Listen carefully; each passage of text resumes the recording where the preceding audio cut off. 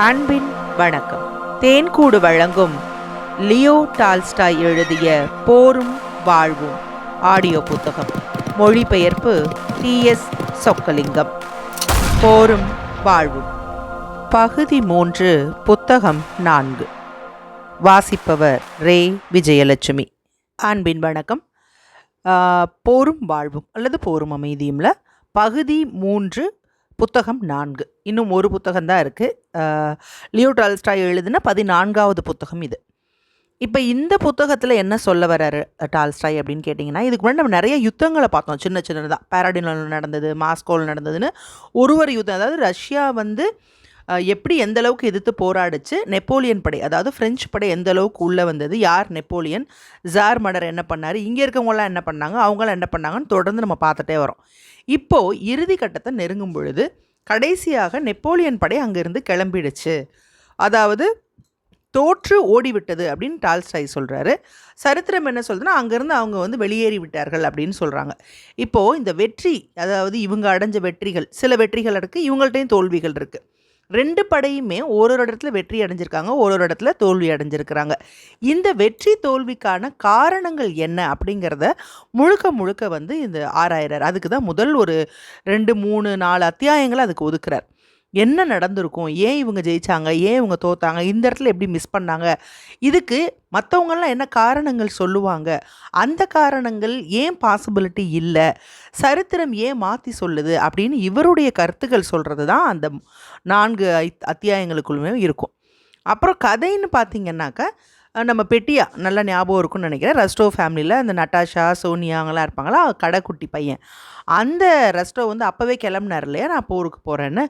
அது வரைக்கும் நமக்கு சின்ன பையனாக இருந்தவர் இந்த இடத்துல அவர் இவர்னு சொல்லப்படுறார். ஏன்னா இப்போ போர் வீரன் அப்படிங்கிறதுனால. இப்போ பெட்டியா ரெஸ்டோ டெனிசோ, உங்களுக்கு நல்லா ஞாபகம் இருக்கும், டெனிசோ, டோலக்கான் 2 பேர். அந்த 2 பேரும் இந்த குடும்பத்தோட எந்த மாதிரி கனெக்டாக இருந்தாங்க, ஒருத்தர் ஏன் வேணான்னு சொல்லப்பட்டார், அதுக்கப்புறம் ஒருத்தர் எப்படி ஏமாத்தினார், வஞ்சகமாக நடந்துக்கிட்டார், இதெல்லாம் உங்களுக்கு ஞாபகம் இருக்கும். அதெல்லாம் கொஞ்சம் ரிகலெக்ட் பண்ணிக்கோங்க, சம்மரியில் போய் கூட நீங்கள் ரிகலெக்ட் பண்ணிக்கலாம். இப்போ இந்த டெனிசோவோட பெட்டியா சேர்ந்துடுறான். அவனுக்கு அவன் சொல்லக்கூடாது இப்போ, ஏன்னா டால்ஸ்டாய் அவர் இவர்னு சொல்கிறனால நம்மளும் அப்படியே சொல்லலாம். ஆனாலும் அந்த குழந்தைத்தனம் இருக்குது. அவரோட குணம் எந்த மாதிரி இருக்குது, அங்கே ஒரு சின்ன பையனை பிடிச்சி வச்சுருக்கிறாங்க, டமார் அடிக்கிற பையனை, ஃப்ரெஞ்சு படையிலேருந்து. அவங்கிட்ட எப்படி பேசுகிறான், டைக்கன் ஒரு காட்டுவாசி மாதிரி ஒரு விவசாயியை காட்டுறாங்க, பயங்கரமான ஒரு வீரன், ஆனால் முட்டாள் அப்படின்ற மாதிரி காட்டுறாங்க.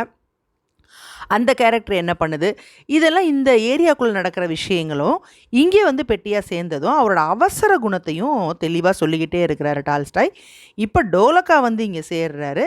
பெட்டியாவும் என்ன பண்ணுறான், உடனே டோலக்காவோட நானும் கிளம்புறேன் அப்படின்றான். டோலக்கா ஏற்கனவே நமக்கு இந்த குடும்பத்துக்கு என்ன ஒரு மோசமான செயல் பண்ணியிருக்காருன்னு ஞாபகம் இருக்கும் உங்களுக்குன்னு நினைக்கிறேன். அதான் அந்த சூது, அந்த பந்தயம் அதெல்லாம் ஞாபகம் வச்சுக்கோங்க. அது சொன்னால் அது பெரிய கதைன்றனால உங்களுக்கு ஞாபகம் இருக்குன்றனால நான் ஜஸ்ட் ஹிண்ட் மட்டும் கொடுக்குறேன்.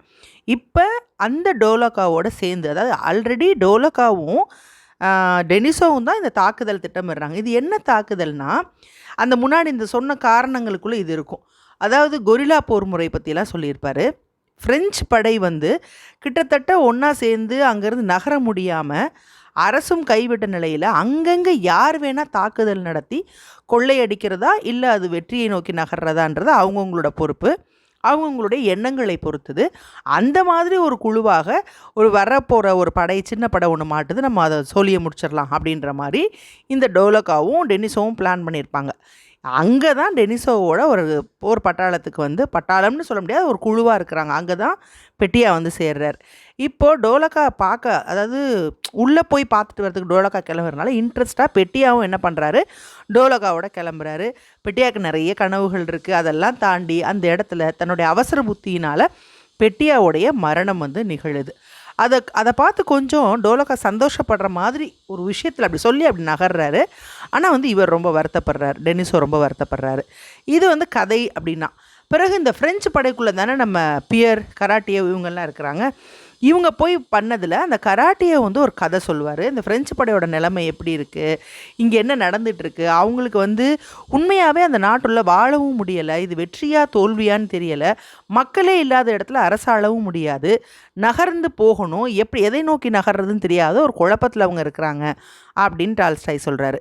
இப்போ இந்த ஃப்ரெஞ்சு படைகளோட நிலைமை மோசமாக இருக்க இடத்துல தான் இந்த பியரும் கராட்டியாவும் இருக்காங்க. கராட்டி ஒரு அழகான ஒரு கதை ஒன்று சொல்கிறார். அந்த கதையில் ஒரு வியாபாரியோட கதை, அந்த கதை மூலமாக தன்னோட கதையை சொல்கிற மாதிரி தான் நமக்கு இருக்கும். இறுதியாக கராட்டியை வந்து மரணத்தை தழுவுகிறார். அந்த இடத்துல பியர் இருக்கிறார். அந்த மரணம் அவருக்கு புரிஞ்சுதான் இருந்தது, ஆனாலும் அங்கிருந்து அவர் புரியாததை போல விலகுகிறார் அப்படின்ற மாதிரி எழுதியிருக்கிறார். ஸோ ஆரம்பத்திலேருந்தே பியர் வந்து ஒரு விதமான ஒரு செல்ஃபிஷாக இல்லையான்ற ஒரு குழப்பமான கேரக்டராக தான் டால்ஸ்டாய் வடிவமைச்சிருப்பார். ஆரம்பத்தில் பார்த்தா அவருக்கு வந்து சம்மந்தம் இல்லாமல் அவர் வந்து மாற்றான் தாய் மகள்னு தெரிஞ்சும் மொத்த சொத்தையும் அவர் என்ன பண்ணுறாரு, அதை கொடுக்கும்போது ஏற்றுக்கிறார். அங்கே இருக்க தங்கச்சிங்களுக்கு அவர் கொடுக்கல. அதுக்கப்புறம் ரொம்ப நல்லவராக என்ன பண்ணுறாரு, ஒரு கல்ட்டு குரூப்பில் போய் சேர்ந்துட்டு மக்களுக்கெல்லாம் நல்லது செய்கிறேன்றார். அதுக்கப்புறம் என்ன நடக்குது, அவர் செஞ்ச எதுவுமே போய் சேரலை. அதுக்கப்புறம் என்ன நடக்குது, ஒரு தவறான திருமணத்தை செய்கிறார். பிறகு என்ன நடக்குது, அதிலிருந்து விலகணும்னு நினைக்கிறார். பிறகு இந்த கல்ட்டு குரூப்பில் சேர்ந்தாலும் அதை போய் சேரணும்னு நினைக்கிறார். அப்படி ஒரு நாளும் முன்னுக்கு பின் முரணாக ஒரு தெளிவில்லாமல் தன் இஷ்டம் போல் தன் மனம் போன போக்கில் இன்றைக்கி இது சரினா நாளைக்கு அது தப்பாகிடுது, நாளை கழிச்சு அது சரி பண்ணிக்கிறாரு, மறுபடியும் அது தப்புன்றாரு. எது உண்மை எது பொய், இதே தான் ஆண்ட்ரூவும். ஆனால் ஆண்ட்ரூ கிட்ட ஒரு தெளிவு இருக்கும், இவர்கிட்ட அந்த தெளிவு இல்லை அப்படிங்கிறத நமக்கு டால்ஸ்டாய் வேறு வேறு வடிவத்தில் சொல்லிக்கிட்டே இருப்பார். இப்போ இந்த கராட்டியோ மரணத்துலேயே நமக்கு அவர் வந்து ஏன் இப்படி நடந்துக்கிறாரு அப்படிங்கிற மாதிரி. ஏன்னா கராட்டியோ முதல்ல பேருக்கு எவ்வளோ உதவி பண்ணார், அங்கே வந்தப்போ எவ்வளோ அன்பாக பேசினார், அதெல்லாம் இருக்கு இல்லையா. இப்போ அந்த அவர் மரணிக்க போகிறாருன்னு தெரிஞ்சும் அங்கேருந்து அவர் ஒன்றுமே தனக்கு தெரியாததை போலவே நடந்து போவார். அவங்க சுட்டு கொண்டுட்டு நடந்து போகிறவங்களோட துப்பாக்கியிலேருந்து வர புகையை கூட பார்ப்பார். அப்போ கூட அவருக்கு தெரியலைன்னு சொல்கிறது எந்த வகையிலையும் நியாயமாக இருக்காது. அதன் பிறகு இந்த குழு வந்துடுறாங்க இல்லையா, டெனிசோவும் நம்ம டோலக்கா பெட்டியாலாம் வந்த குழு. அதில் பெட்டியா இறந்து போனதுக்கப்புறம் இந்த குழு மூலமாக அவங்க மொத்தமாக காப்பாற்றப்படுறாங்க. பியர் இங்கே இந்த இதிலேருந்து விடுதலை அடைகிறார். இதன் பிறகு என்ன சொல்ல வராரு அப்படின்னா டால்ஸ்டாய், பிரெஞ்சு படை ஓட்டம் எடுக்கிறது, ரஷ்யாவிலிருந்து வெளியேறுகிறது, தோற்று ஓடுகிறது, பின்வாங்குகிறது அப்படின்னு நிறையா சொல்கிறார். இதற்கான காரணங்கள் என்ன அப்படின்னு சரித்திர ஆசிரியர்கள் என்னெல்லாம் சொல்கிறாங்க, அது எதெல்லாம் தப்பு எதெல்லாம் சரின்னு இவருடைய கருத்துக்களை சொல்கிறது தான் மிச்ச பெரிய ஒரு பகுதியாக இந்த புத்தகத்தில் இருக்குது. கதைன்னு பார்த்திங்கன்னா அந்த பெட்டியா உள்ளே வந்து மரணம் அடைகிறது மட்டும்தான் கதை. மீதி எல்லாமே வந்து அதே மாதிரி கராட்டியை மரணம் அடைகிறது. மீதி எல்லாமே டால்ஸ்டாய்க்கு இந்த போரை பற்றிய கருத்துகள் என்ன இருக்குது, அவர் என்ன நினைக்கிறார், இதில் எது சரி இதில் எது தப்பு, சரித்திரம் சொல்லுவது அனைத்தும் பொய் அப்படின்னு ஒரு கருத்து வைக்கிறார். நமக்கு எல்லாருக்குமே தெரியும் நெப்போலியன் போனபார்ட்னு ஒரு மிகப்பெரிய வீரன். ஆனால் அவர் அது இன்னொரு கோணத்துலேருந்து பார்க்கிறார். ஏன்னா அவர் நாட்டிற்கு படையெடுத்து வந்திருப்பதால் அவர் வந்து எதிரி நாட்டை சேர்ந்த ஒருவனை வீரன் என்று புகழ முடியாது. அதே சமயத்தில் அவன் ஒரு வீரன் இல்லை அப்படின்னு சொல்லவும் முடியாது. அப்போ ரெண்டுக்கும் இடைப்பட்ட ஒரு இடத்துல இருந்து இந்த மொத்த போரையும் அணுகக்கூடிய ஒரு கதாபாத்திரமாக டால்ஸ்டாய் பல இடங்களில் மாறிடுறார். இதுதான் இந்த கதை, இந்த 14வது புத்தகத்தில் நமக்கு சொல்லப்படக்கூடிய விஷயம்.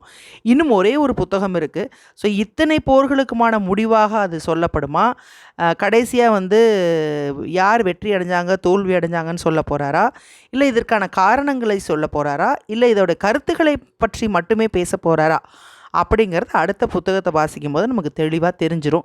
இப்போ வரைக்கும் வந்து அவர் காரணங்கள் நிறைய சொல்கிறார். எப்பயுமே மொத்த போரில் அவருடைய கருத்துகளும் காரணங்களும் தான் இந்த போரும் அமைதியும் அப்படிங்கிறதே. கதை என்பது கொஞ்சமாக இருந்தாலும் இது முழுமையான வரலாற்று நாவல். இது வந்து வரலாறு மட்டுமே அப்படின்னு சொல்ல முடியாது. இதில் ஃபிக்ஷன் இருக்குது அப்படின்னு நம்ம சொல்ல முடியாது. ஆனால் தத்துவார்த்த ரீதியாக பேசுவதின் பெயரில் டால்ஸ்டாயின் கருத்துகளாக, தனி மனிதரின் கருத்துகளாக இதுக்குள்ளே நிறைய கருத்துக்கள் இருக்கும். அதையும் நம்ம வந்து புரிஞ்சுக்கிட்டா தான். ஏன்னா நீங்கள் நெப்போலியன் யார் என்னங்கிறது இந்த புத்தகத்தை வைத்து மட்டும் முடிவு செய்கிறது அப்படிங்கிறது வந்து தவறு. நெப்போலியனுக்குன்னு ஒரு சரித்திரம் இருக்கும். அவர் போன படைகள் என்ன, அவருக்கான போர்கள் என்ன, அவருடைய வெற்றி தோல்விகள் என்னன்னு தனியாக இருக்கும். அதையும் நீங்கள் படிச்சுக்கணும்.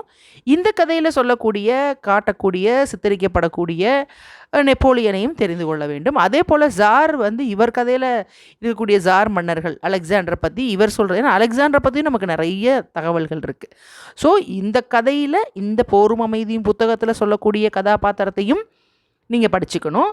பொதுவான வரலாற்று மற்ற நாவல்களில் சொல்லக்கூடியதையும் படித்து கொள்ளும் பொழுது தான் உண்மையிலேயே இவர் தான் அலெக்சாண்டர், இவர் தான் நெப்போலியன் அப்படின்னு உங்களால் தீர்மானமாக சொல்ல முடியும். இந்த ஒரே ஒரு புத்தகத்தை வச்சுட்டு இவர் தான் இப்படிப்பட்டவர் அப்படின்னு முடிவுக்கு நீங்கள் வராமல் இருக்கிறது ஒரு நல்ல விஷயமா இருக்கும்னு நினைக்கிறேன். நம்ம இருந்தாலும் இன்னும் ஒரு புத்தகம் இருக்குது, அதையும் படித்து முடிச்சுட்டு பேசலாம். மீண்டும் அடுத்த பகுதி 3 புத்தகம் 5, பகுதி 3 புத்தகம் 5, அதாவது லியோ டால்ஸ்டாய் எழுதிய 15வது புத்தகத்தில் சந்திப்போம். அன்பின் வணக்கம்.